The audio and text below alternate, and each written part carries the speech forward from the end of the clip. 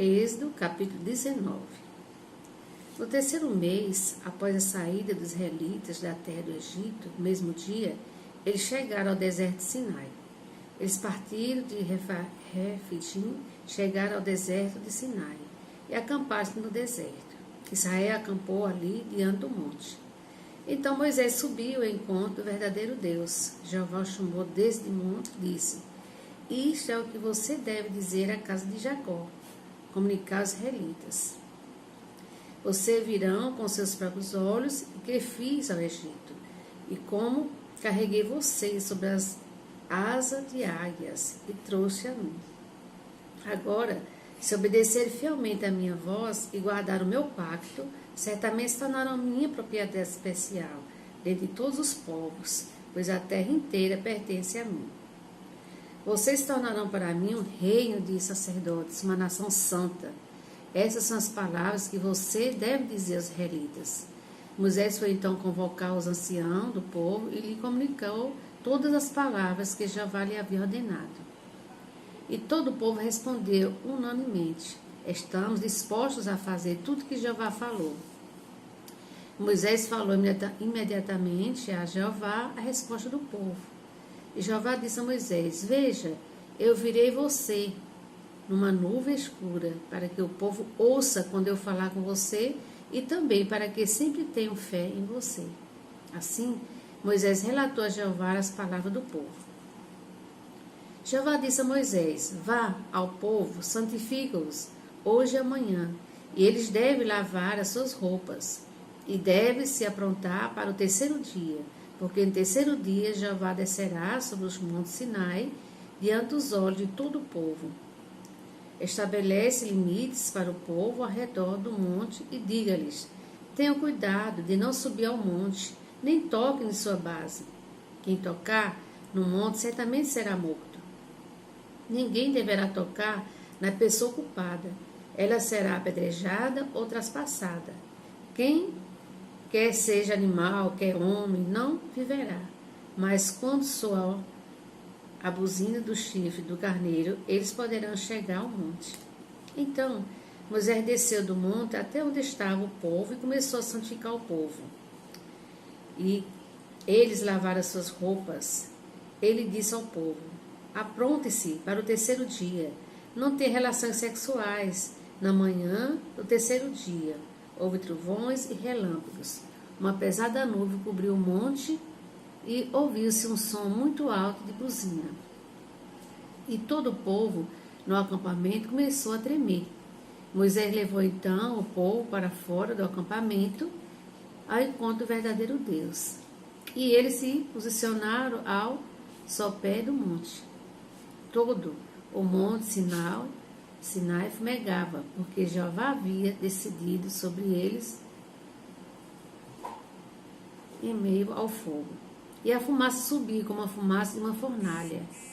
E todo o monte tremia voluntariamente. Quando o som da buzina se tornou mais forte, Moisés falou. E o verdadeiro Deus lhes respondeu. E Jeová desceu sobre o monte Sinai, sobre o cume do monte. Jeová ordenou então a Moisés ao cume do monte, e Moisés subiu. Jeová disse a Moisés: Desça e avisa o povo que não tente ultrapassar os limites, a fim de olhar para Jeová, caso contrário, muitos deles morrerão. E que o sacerdote que se aproximar regularmente de Jeová se santifique, para que Jeová não os golpeie. Moisés disse então a Jeová: O povo não pode subir ao monte Sinai, porque tu já nos avisaste, dizendo: Estabeleça limites ao redor do monte e torne-se sagrado. No entanto, Jeová lhe disse: Vá, desça, e depois suba de novo, junto com Arão, mas não permite que os sacerdotes e o povo ultrapassem os limites, para subir ao encontro de Jeová, para que ele não golpeie. Portanto, Moisés desceu até onde estava o povo e lhe disse. Agora o capítulo 20. Então Deus disse todas as palavras: Eu sou Jeová, seu Deus, que tirou da terra do Egito, a terra da escravidão. Não tenha outros deuses além de mim.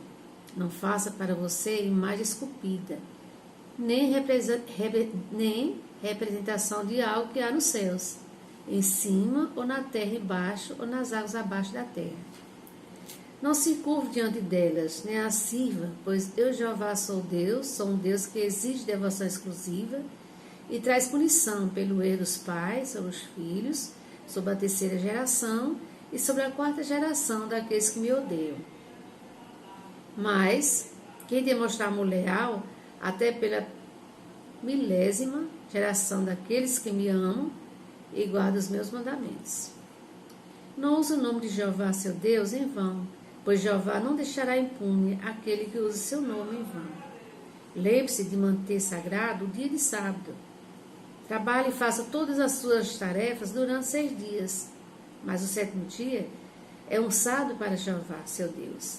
Não faça nenhum trabalho, nem você, nem seu filho, nem sua filha, nem seu escravo, nem sua escrava, nem seu animal doméstico, nem seu residente estrangeiro, que está dentro das suas cidades. Pois em 6 dias Jeová fez os céus e a terra, o mar e tudo que há neles. E no 7º dia passou a descansar. É por isso que Jeová abençoou o dia de sábado, tornou-se sagrado. Honre seu pai e sua mãe, para que você viva por muito tempo na terra que Jeová seu Deus lhe dá. Não assassine, não cometa adultério, não furte, não dê falso testemunho ao depor contra o seu próximo. Não deseje a casa do seu próximo, não deseje a esposa do seu próximo, nem seu escravo, nem sua escrava, nem seu touro, nem seu jumento, nem coisa alguma que pertença ao seu próximo. Todo o povo ouviu os trovões e o som da buzina, e viu os relâmpagos e o monte fumegando. Diante disso, eles começaram a tremer e ficar à distância. Por isso, disseram a Moisés: fale você conosco e escutaremos, mas não fale Deus conosco para que não morramos. Portanto, Moisés disse ao povo: não tenha medo, pois o verdadeiro Deus veio para pô-los à prova, para que continue a temer a Ele, a fim de que não pequem. Assim, o povo se mantinha à distância, mas Moisés se aproximou da nuvem escura onde estava o verdadeiro Deus. Então Jeová disse a Moisés: isso é o que você deve dizer aos israelitas. Vocês mesmos viram que eu lhes falei desde os céus. Não façam deuses de prata para adorá-los, além de mim, nem faça deuses de ouro para vocês. Você deve fazer um altar de terra para mim, e nela sacrificará suas ofertas queimadas e oferecerá seu sacrifício de participação em comum. Suas ovelhas e seus bois, e todo lugar onde eu fizer meu nome ser lembrado. Virei a você e abençoarei. Se você construir um altar de pedras para mim, não use pedras cortadas com ferramentas, pois se usarem a telhadeira, você o profanará. E não suba ao meu altar por degraus, para que não exponha ali as suas partes íntimas. Capítulo 21. Estas são as decisões judiciais que você deve lhes comunicar. Se você comprar um escravo hebreu, ele servirá como escravo por seus 6 anos, mas no 7º ano será libertado sem ter de pagar nada. Se ele chegou sozinho, sairá sozinho. Se for marido de uma esposa, a sua esposa irá com ele. Se o seu senhor lhe der uma esposa, e ela lhe der filhos ou filhas, a esposa e os filhos passarão a pertencer ao senhor dela, e ele sairá sozinho. Mas se o escravo insistir e disser: eu amo meu senhor, minha esposa e meus filhos, não quero ser libertado. Se o seu senhor levará adiante do verdadeiro Deus, então encostará na porta ou na literal da porta, e o seu senhor lhe furará a orelha com uma sovela. E ele será o seu escravo por toda a vida. Se um homem vender sua filha como escrava, ela não será libertada como escrava o homem é libertado. Se o seu senhor não se agradar dela e não o designar como concubina, ele deve permitir que ela seja comprada, mas não terá direito de vendê-la aos estrangeiros, pois foi desleal com ela. Se ele designar para o seu filho, deve conceder a ela os direitos de uma filha. Se ela tomar para si outra esposa, não se deve reduzir em nada o que a primeira esposa recebe, ou no que se refere à alimentação, como roupas e direitos conjugais. Se ele não lhe der essas 3 coisas, ela sairá livre, sem pagar nada. Quem ferir um homem e causar sua morte será morto. Mas se ele fizer isso sem querer, o verdadeiro Deus permite que isso acontecerá. Designarei para você um lugar para onde ele possa fugir.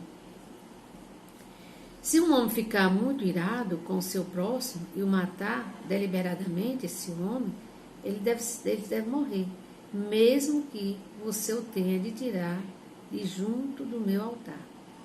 Quem agredir seu pai ou sua mãe será morto. Se alguém raptar um homem e o vender ou for encontrado com ele, seu poder será morto. Quem amaldiçoar seu pai ou sua mãe será morto. Isso é o que deve acontecer quando 2 homens brigam e um fere o outro com uma pedra ou com um punhal, e este não morre, mas fica de cama. Se ele conseguir se levantar e ainda for fora da casa com auxílio de um bastão, aquele que o feriu ficará livre da punição. Ele apenas dará indenização pelo tempo de trabalho que o homem ferido perder até ficar completamente curado. Se o homem ferir o seu escravo ou sua escrava com um pau, e o escravo morrer pela sua mão, o escravo será vingado. Mas se ele sobreviver 1 ou 2 dias, não deverá ser vingado, porque foi comprado com o dinheiro do seu senhor. Se homens brigarem e fizerem uma mulher grávida, ou seja, brigar e ferir uma mulher grávida, ela derá luz prematuramente, mas não houver um acidente fatal, aquele que causou o acidente pagará a indenização imposta pelo marido da mulher, e ele pagará por meio dos juízes.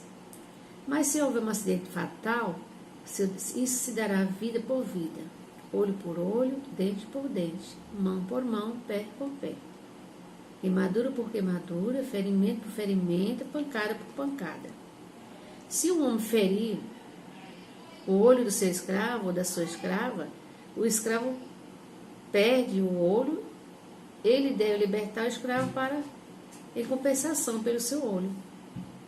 E se fizer cair o dente do seu escravo ou da sua escrava, ele libertará o escravo com compensação pelo dente. Se um touro chifrar um homem ou uma mulher e a pessoa morrer, o touro será apedrejado até a morte, e a sua carne não deve ser comida, mas o dono do touro ficará livre de punição. Mas se o touro costumava chifrar o seu dono e tiver sido advertido, mas não tiver mantido preso, e o touro matará o homem ou uma mulher, o touro deve ser apedrejado e o seu dono também deve ser morto. Então, se lhe for imposto um resgate, ele pagará com o preço do resgate pela sua vida, tudo que for lhe imposto. Se o touro chifrar um menino ou uma menina, deve-se aplicar o dono do touro essa mesma decisão judicial. Se o touro chifrar um escravo ou uma escrava, o dono do touro pagará 30 ciclos ao senhor do escravo, e o touro será apedrejado até a morte. Se um homem deixar um poço aberto ou cavar um poço e não cobrir, e o touro ou um jumento cair nele, o dono do poço deve dar indenização, deve pagar o valor do dono do animal, e o animal morto se tornará seu. Se o touro de um homem ferir outro touro, ou o touro ferir e morrer, eles venderão o touro vivo e dividirão entre si o valor pago por ele. Eles também devem dividir entre si o animal morto. Contudo, se já se sabia que o touro costumava ferir ou chifrar, mas o seu dono não tiver mantido preso, ele dará em compensação touro. Por outro lado, o animal morto se tornará seu.